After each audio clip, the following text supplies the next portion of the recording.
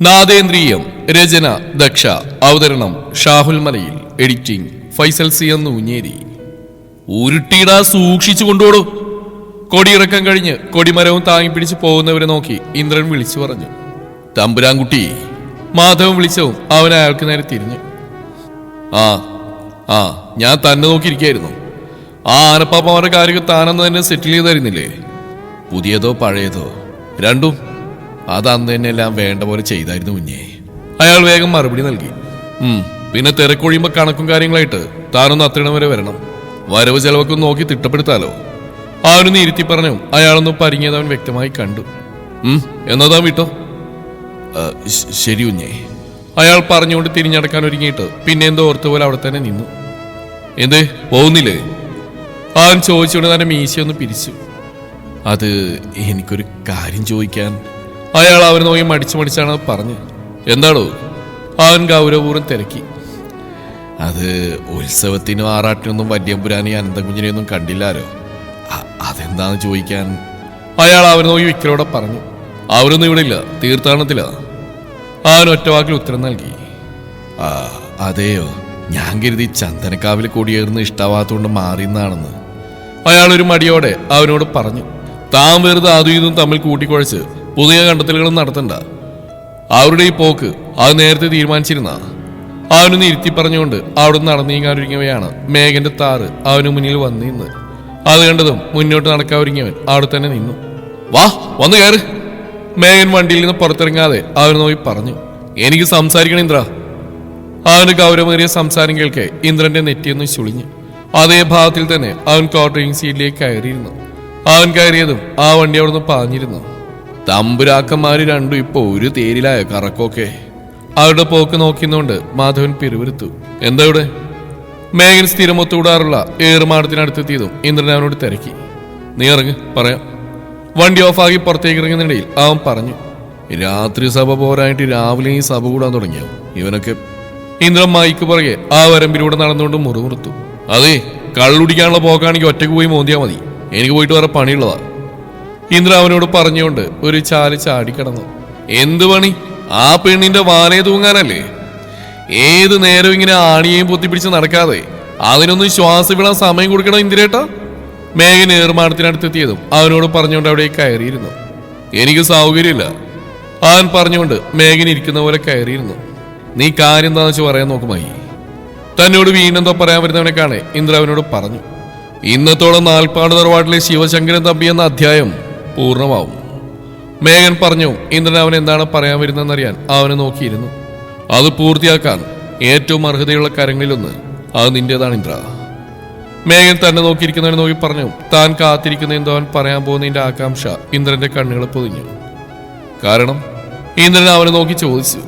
എന്റെ കൈകളാണ് ആ കർമ്മം ചെയ്യാൻ ഏറ്റവും അർഹമായതെന്ന് പറയാനിടയായ കാരണം. അതാണ് എനിക്കറിയേണ്ട മഹി. അവന്റെ ശബ്ദത്തിൽ ഗൗരവം നിറഞ്ഞു. നിനക്ക് ഭാഗവത്തിലെ ശംഭരാസുരന്റെ കഥ അറിയോ ഇന്ദ്ര? മേഘന്റെ ചോദ്യം കേൾക്കി ഇന്ദ്രൻ അവന്റെ മുഖം ചുളിച്ച് നോക്കി. ഒരിക്കൽ ശംഭരാസുരൻ കൃഷ്ണന്റെ മകൻ പൃഥ്വിനെ കുഞ്ഞായിരിക്കുമ്പോൾ തട്ടിക്കൊണ്ടുപോയി സമുദ്രത്തിലേക്ക് വലിച്ചെറിഞ്ഞു. സമുദ്രത്തിലെ ശംഭരന്റെ മരുമകളായിരുന്ന മായാവതി എന്ന സ്ത്രീയാണ് പിന്നീട് പൃഥ്വിനെ സ്വന്തം മകനെ പോലെ വളർത്തിയത്. എന്നാൽ അവളെ ശംഭരൻ നിരന്തരം പീഡിപ്പിച്ചിരുന്നു. തന്റെ അമ്മയെ അയാൾ ഉപദ്രവിക്കുന്നറിയാതെ പൃഥ്വിനൻ വളർന്നു. ഒരിക്കൽ അയാളുടെ ഉപദ്രവം സഹിക്കാൻ കഴിയാതെ മായാവതി കാര്യങ്ങളെല്ലാം പൃഥ്വിനെ അറിയിച്ചു. വളർന്നു വലിയവനായ പൃഥ്വിനൻ തന്റെ അമ്മയെ പീഡിപ്പിച്ച ശംഭരനോട് യുദ്ധം ചെയ്ത് അയാളെ വകവരുത്തി. ഇതാണ് കഥയുടെ ഇതിവൃത്തം. തനിക്ക് മുന്നിൽ കാണുന്ന വയലിലേക്ക് നോക്കി മേഘം പറഞ്ഞു നിർത്തുമ്പോൾ ഇന്ദ്രൻ ഇതിപ്പോൾ എന്തിനാണ് തന്നോട് പറയുന്ന പോലെ അവരെ നോക്കി. ഓരോ കാലഘട്ടത്തിലും ഓരോ ശംഭരന്മാരും അവരെ വകവരുത്താൻ പൃഥ്വിന്മാരും ജനിക്കും ഇന്ദ്ര. ഈ കാലഘട്ടത്തിലെ ശംഭരന് നാൽപ്പാട് ശിവശങ്കരൻ തമ്പിയുടെ മുഖമായിരുന്നു.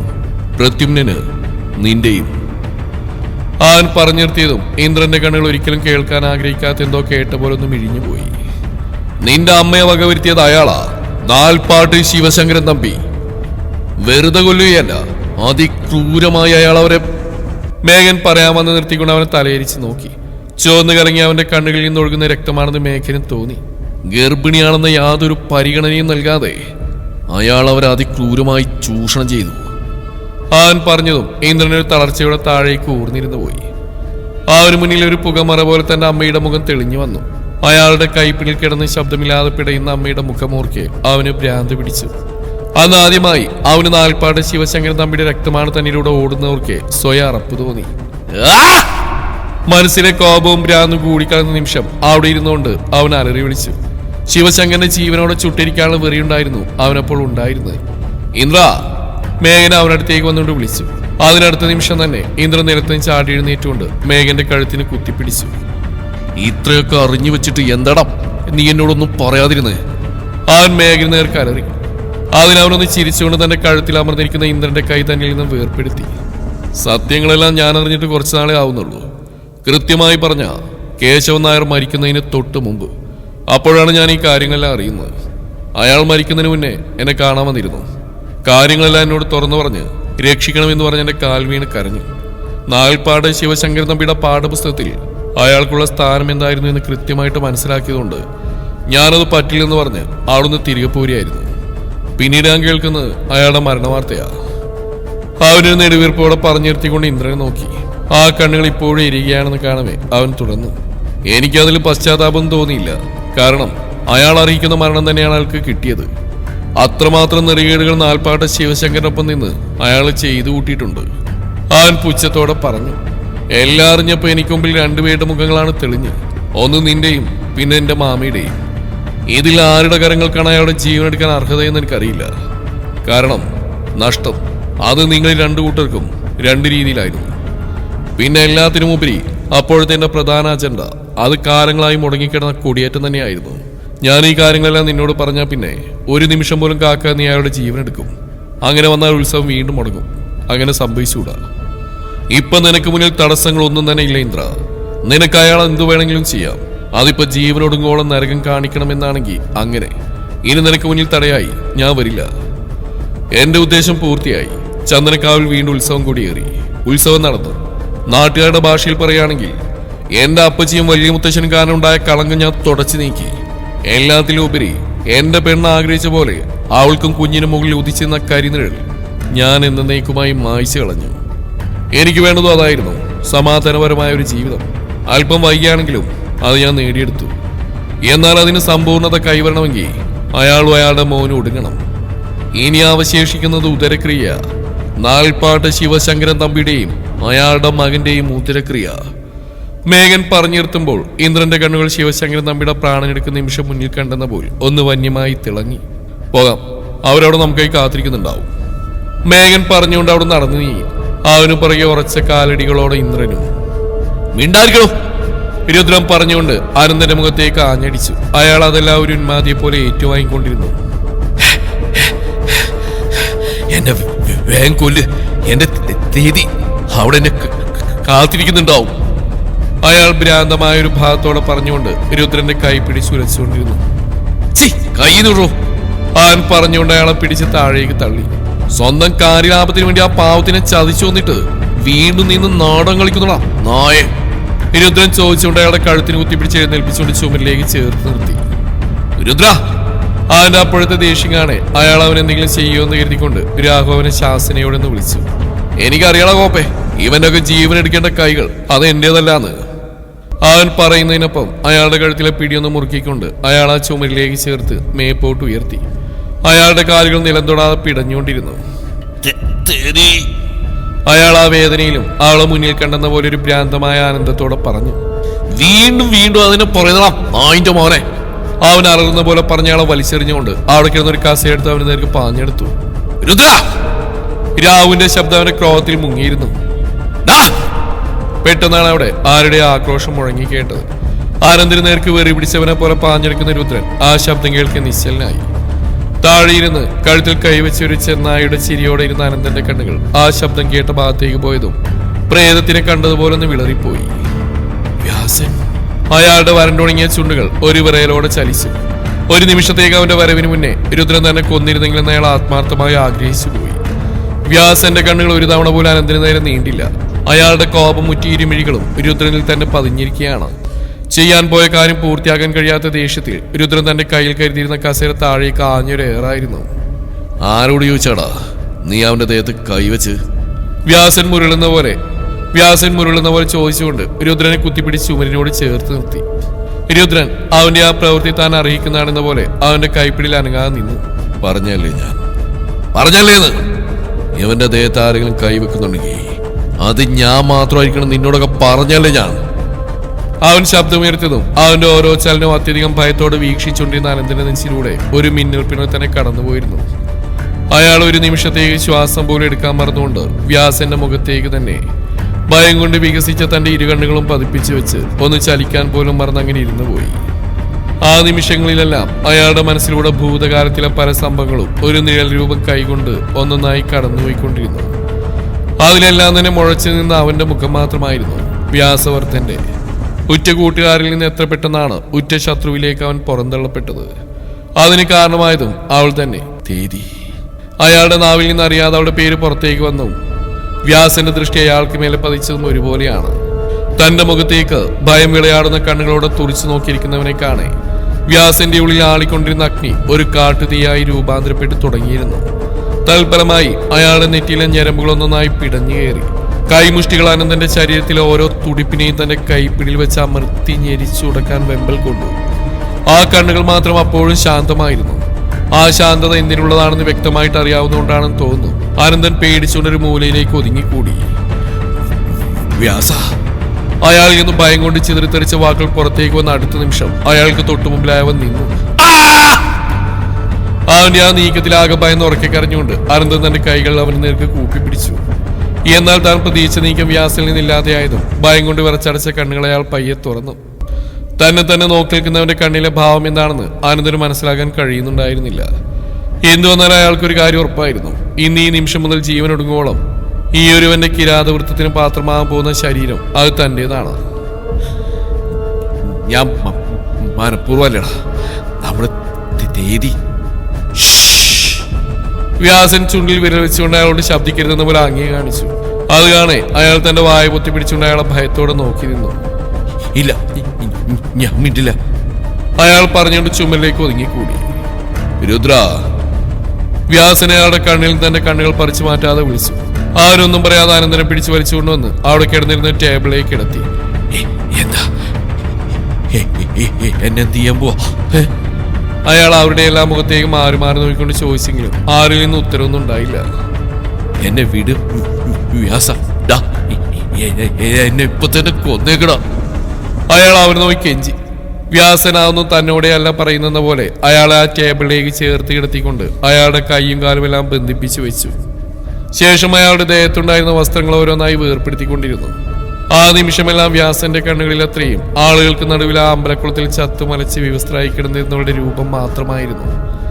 അത്രയും ആളുകളുടെ നടുവിൽ അങ്ങനെ അവളെ കിടത്തിയത് ഓർക്കുന്തോറും വ്യാസന്റെ കണ്ണുകൾ നിറഞ്ഞു, കൈകൾക്ക് വേഗതയേറി.